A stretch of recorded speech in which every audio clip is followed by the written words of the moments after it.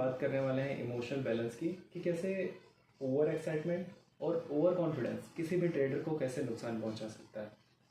इस चीज़ को स्टार्ट करने से पहले ये चीज़ समझना ज़रूरी है कि ट्रेडिंग सिर्फ एनालिसिस का गेम नहीं है, ये एक इमोशनल गेम भी है। और कई बार आपके जो इमोशंस होते हैं, जो आपके गुड इमोशंस होते हैं, वो कब बैड इमोशंस बन जाते हैं आपको पता नहीं चलता। अगर ट्रेडिंग सिर्फ एनालिसिस का ही गेम होती तो हर दूसरा या तीसरा पर्सन आज प्रॉफिटेबल होता। ट्रेडिंग में मोस्टली लोग फेल होते हैं क्योंकि उनका इमोशन सही नहीं होता, उनकी साइकोलॉजी सही नहीं होती। यहाँ पर प्रॉब्लम आपके एनालिसिस के साथ नहीं है। आप 1 मंथ चार्ट प्रैक्टिस करोगे, आप उसमें मास्टर हो जाओगे।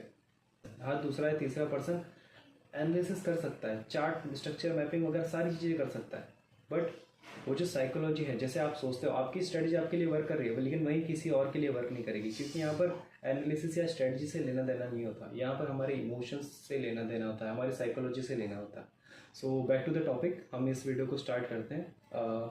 तो ट्रेडिंग में इमोशंस बैलेंस कैसे बनाएं, इस चीज़ में हम फंसे नहीं, हम लॉस नहीं करें। तो so let's start this video और सीखते हैं कि ट्रेडिंग में इमोशनल बैलेंस को कैसे क्रिएट करें अपन।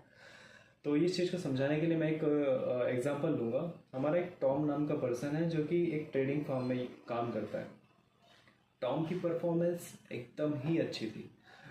वीक्स तक उसने कई वीक्स तक विनिंग ट्रेड्स किए और अच्छा खासा प्रॉफिट बनाया उसने एक फर्म के लिए। और हाँ, कुछ लॉसेस भी किए उसने, लेकिन उसका रिस्क मैनेजमेंट इतना स्ट्रांग था कि उसे फ़र्क नहीं पड़ा। और बिग प्रॉफिट के साथ जब वो बिग प्रॉफिट करता गया तो उसकी एक्साइटमेंट लेवल भी और इंक्रीज़ होती चली गई, और इतने ज़्यादा प्रॉफिट कर रहा था तो लोग भी उसे नोटिस करने लगे कि यार कोई पर्सन है वो इतना ज़्यादा प्रॉफिट्स कर रहा है। और कुछ लोग उसको अप्रूवल के साथ नोटिस कर रहे थे, तो वहीं कुछ लोग उसे जेलसी के साथ भी नोटिस कर रहे थे। और टॉम को लग रहा था कि मार्केट अब एकदम ही उसकी कंट्रोल में है, जैसा वो चाहता है वैसे मार्केट चल रही है। और नेचुरली उसका जो कॉन्फिडेंस था वो दिन ब दिन बढ़ता चला गया। पर प्रॉब्लम यहीं से शुरू हुई, उसका कॉन्फिडेंस इतना बढ़ गया कि उसे ये तक रियलाइज़ नहीं हुआ कि उसका कॉन्फिडेंस कब ओवर कॉन्फिडेंस में कन्वर्ट हो गया। एक हफ्ते बाद ओवर कॉन्फिडेंस के चक्कर में टॉम ने बैड ट्रेड्स लेने स्टार्ट कर दिए, रिस्क मैनेजमेंट भूल गया और बड़े लॉसेस उठाने लगा। कई बार आपके साथ भी हुआ रहेगा कि आपका जब एक लॉस होता है, 2 लॉस होता है, 3 लॉस होता है, आप डिसिप्लिन फॉलो कर रहे हो, बट कहीं ना कहीं एक ऐसा पॉइंट आ जाता है जब आप सारी चीज़ें भूल जाते हो, रिस्क मैनेजमेंट भूल जाते हो, अपनी स्ट्रेटजी भूल जाते हो, सेटअप भूल जाते हो, और वो लॉस को रिकवर करने के चक्कर में बड़े बड़े लॉट साइज उठाने लग जाते हो। तो वही सेम सारी चीज़ें हुई टॉम के साथ भी। उसी बीच टॉम का रिस्क मैनेजर या फिर उसका बॉस आया और उसे फोर्स किया कि तुम्हें एक ब्रेक लेना चाहिए।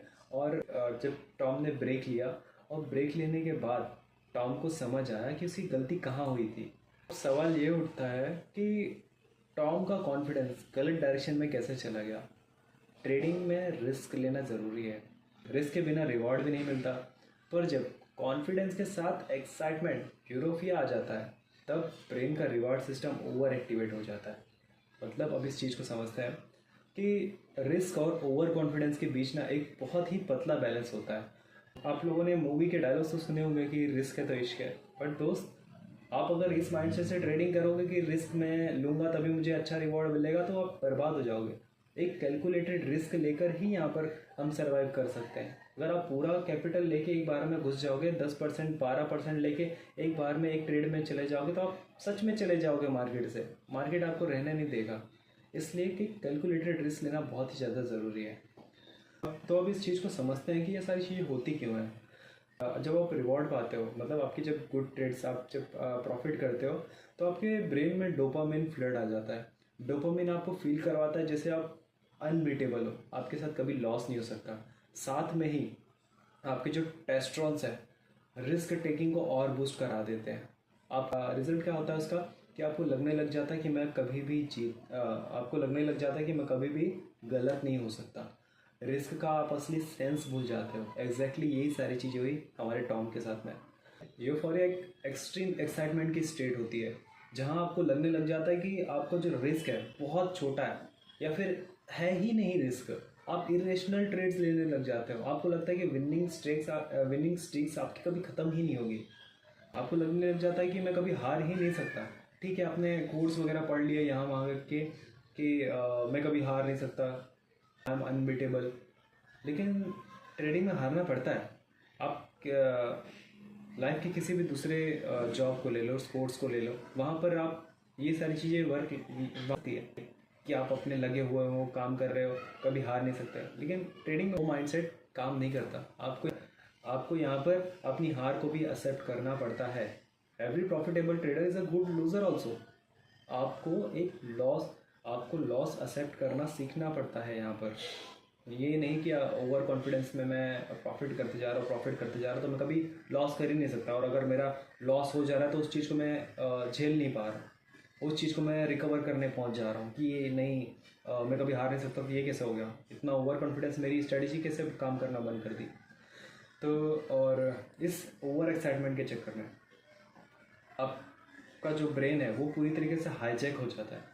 और जब तक आपको ये चीज़ रियलाइज़ होती है, जब तक आपको पता चलता है कि क्या हुआ मेरे साथ में, क्या मतलब किस ओवर कॉन्फिडेंस में चला गया, तब तक बहुत ही बड़ा आपका ट्रेडिंग अकाउंट डैमेज ले चुका होता है या फिर अकाउंट ब्लो हो चुका होता है। आपने ये सारी चीज़ें नोटिस भी की होगी कि कई बार ऐसा हो जाता है कि आप ट्रेड कर रहे हो और उसमें इतने आप खो गए और इतने ट्रेड्स आपने ले लिए, ओवर ट्रेडिंग कर दी और आपको रियलाइज़ तक नहीं हुआ कि आप क्या करते जा रहे हो। कई बार आपका ब्रेन जो है ऐसे हाईजैक हो गया है। अचानक से आपको सडनली रियलाइज़ होगा कि ये मैंने क्या कर दिया, ऐसा मैंने क्यों कर दिया यार। मेरा रिस्क मैनेजमेंट था, मेरे रिस्क मैनेजमेंट था, मेरे को डिसिप्लिन फॉलो करना था, मैंने सारी चीज़ें करके रखी थी, मैंने इतने ट्रेड्स क्यों ले लिए, मैं इस ट्रेड्स में क्यों एंटर कर गया, मैंने ओवर साइजिंग क्यों कर दी। मैंने तो अभी थोड़ी देर पहले ही खुद को समझाया था कि मुझे ओवर ट्रेडिंग नहीं करनी है, ओवर पोजिशन साइजिंग नहीं करनी, तो फिर क्यों मैंने कर दिया। तो ये सारी चीज़ें इसी वजह से होती है कि जब आपका एक्सट्रीम एक्साइटमेंट बढ़ जाता है, आपको लगता है कि बस मैं कॉन्कर कर लूँगा, सारी चीज़ें अब मेरे हाथ में, तो वहीं ये सारी चीज़ें आ जाती है। और अब 1 मिनट लोअर टाइम फ्रेम पे चले जाते हो, आपको मार्केट स्ट्रक्चर समझ में आ रहा है, कोई एक स्ट्रेटजी मिल गई, तब आपको लगता है कि मैं बस हो गया, मेरा पार कर दूंगा मैं। तब ही ये सारी चीज़ें आपके माइंड को हाईजैक कर लेती हैं।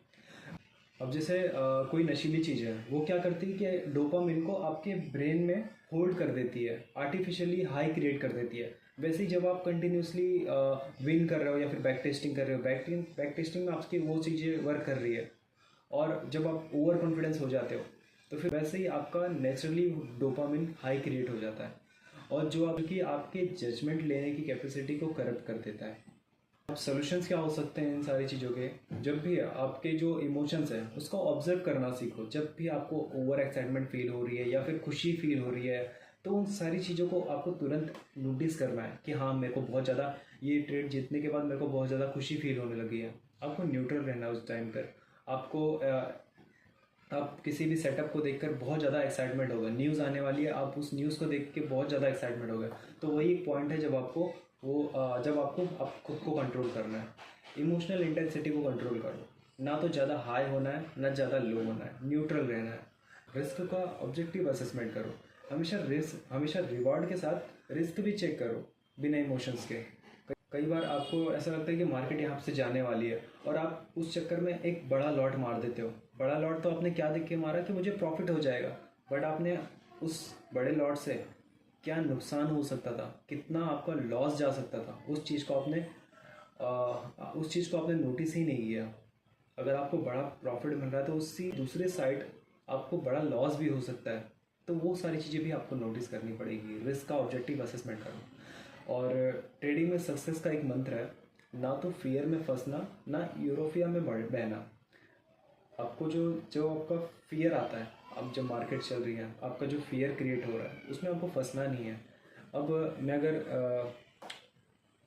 अगर आपको ये सेटअप दिखाऊं, तो यहाँ पर प्राइस पुल बैक दिया, ये फियर एक क्रिएट कर रहा है मेरे लिए कि यहाँ से प्राइस रिवर्सल हो सकता है, यहाँ से नीचे ऑर्डर ब्लॉक है, यहाँ से प्राइस रिवर्सल हो सकता है, या फिर छोटे टाइम पे मुझे दिख रहा है कि स्ट्रक्चर वगैरह चेंज हो रहा है, तो मेरा ब्रेन मेरे को सिग्नल देगा कि यहाँ से निकल जाओ, यहाँ से भाग जाओ, जो प्रॉफिट बन रहा है वो भी निकल जाएगा। बट मुझे इस चीज़ को कंट्रोल करना है। मेरे को पता है कि अगर मार्केट मेरे लेवल तक जाना है, मुझे पता है कि मार्केट मेरे लेवल तक जाने वाला है, तो मैं इस चीज़ को होल्ड करूँगा। मैं ना कि यहाँ पर 10-12 बार एग्जिट ले लूँगा, फिर लग रहा है यार फिर मैंने क्यों एग्जिट ले लिया, मेरे को वापस अंदर जाना चाहिए, वापस री एंटर, फिर छोटा सा प्रॉफिट देके वापस पुल बैक दे रहा है, फिर वापस एग्जिट। तो ये सारी चीज़ें नहीं करनी है। अपने फियर के जाल में नहीं फंसना है और ना ही ओवर कॉन्फिडेंस में बहना है। इमोशन का बैलेंस बना के ही आप कंसिस्टेंट प्रॉफिटेबल बन सकते हो। और जो ट्रेडिंग का एक अलग फेस है जो कि आपको इंटरनेट वगैरह पर नहीं देखने को मिलता, आई होप आप लोगों तक मैं वो पहुंचा पा रहा हूं और आप कोर्स वगैरह के चक्कर में ना पड़ के स्ट्रेटजीज़ वगैरह बार बार चेंज ना करके अपने साइकोलॉजी को इम्प्रूव करके एक बेटर ट्रेडर बन सको और उस बेटर ट्रेडर बनने की जर्नी में मैं आपकी हेल्प कर सकूँ। तो thank you so much for watching this video and please share this video with your traders friend. और आपको लगता है कि किसी की मदद हो सकती है इस वीडियो को जानने के बाद, तो सो प्लीज़ उसके साथ शेयर कीजिए। सो बाय बाय, मिलते हैं नेक्स्ट वीडियो में।